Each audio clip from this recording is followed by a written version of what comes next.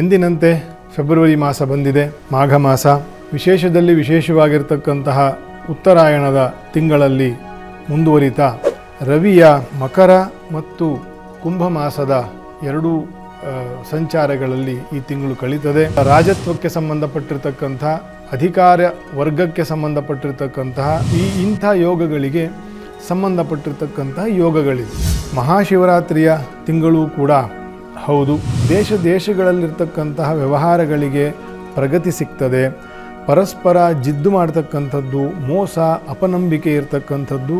ಮೇಷರಾಶಿ ಜೂನ್ವರೆಗೂ ಗುರುವಿನ ಬಲ ಇಲ್ಲ, ಆದರೆ ಅದೃಷ್ಟವಂತರು ನೀವು. ಮಿಥುನ ರಾಶಿ ಗುರುವಿನ ವಕ್ರೀಯ ಅನುಕೂಲ ಇದೆ. ಕರ್ಕ ರಾಶಿಯವರಿಗೆ ಸ್ತ್ರೀಯರಿಂದ ಅಥವಾ ಸ್ತ್ರೀಯರಿಗೆ ಸ್ವಲ್ಪ ಕಷ್ಟಕರವಾಗಿರ್ತಕ್ಕಂತಹ ಮಾಸ ಇದು. ತುಲಾ ರಾಶಿ ಸ್ವಲ್ಪ ಮಾನಸಿಕವಾಗಿರ್ತಕ್ಕಂಥ ಕಿರಿಕಿರಿ ಆಯಾಸಗಳು ಜಾಸ್ತಿ ಆಗ್ತದೆ.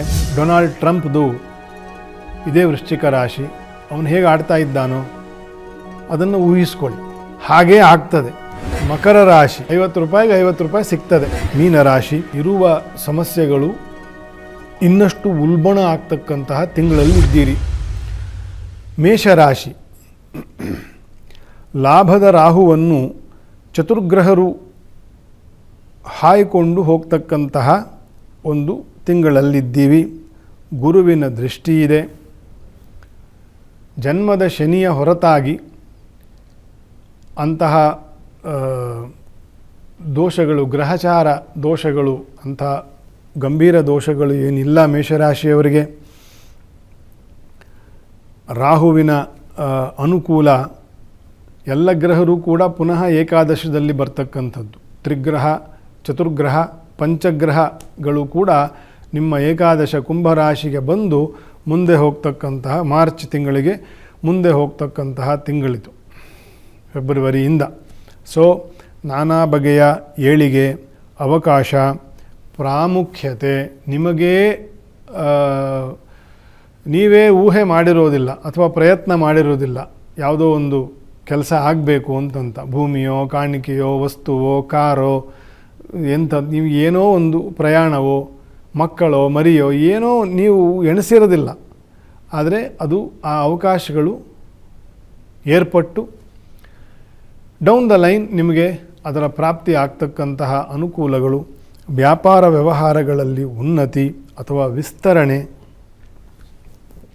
ಕುಂಭ ಅಂದರೆ ಸ್ಥಿರವಾಗಿರ್ತಕ್ಕಂಥದ್ದು ಮತ್ತು ಒಳಗೆ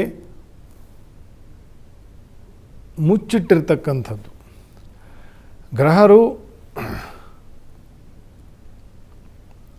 ಆ ರಾಶಿಯನ್ನು ಹಾಯ್ದು ಮುಂದೆ ಹೋದಾಗ ಅದರಲ್ಲಿರ್ತಕ್ಕಂತಹ ಒಂದು ಕರ್ಮ ಏನಿದೆ, ಕರ್ಮ ಫಲ ಏನಿದೆ, ಅದನ್ನು ಅವರು ಹರಡಿ ವಿಸ್ತಾರ ಮಾಡಿ ಮುಂದೆ ಹೋಗ್ತಾರೆ.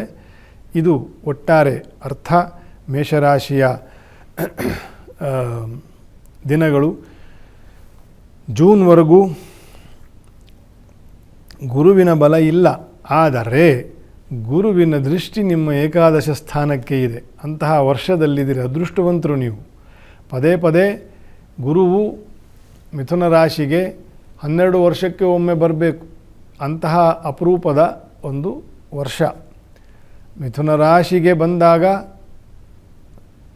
ಗುರುವಿನ ಬಲ ಇಲ್ಲ, ಆದರೆ ರಾಹುವಿನ ಬಲ ಉಂಟು.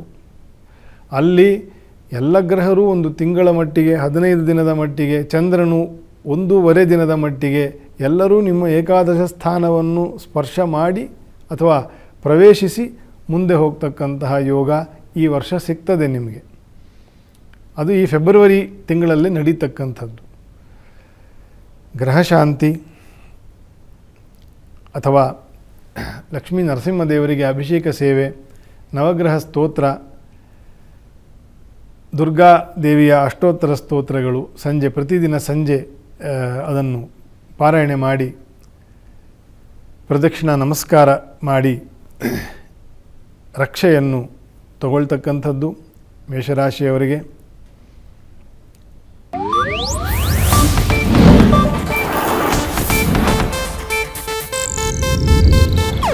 ಇದು ಏಷ್ಯಾನೆಟ್ ನ್ಯೂಸ್ ನೆಟ್ವರ್ಕ್ ಪ್ರಸ್ತುತಿ.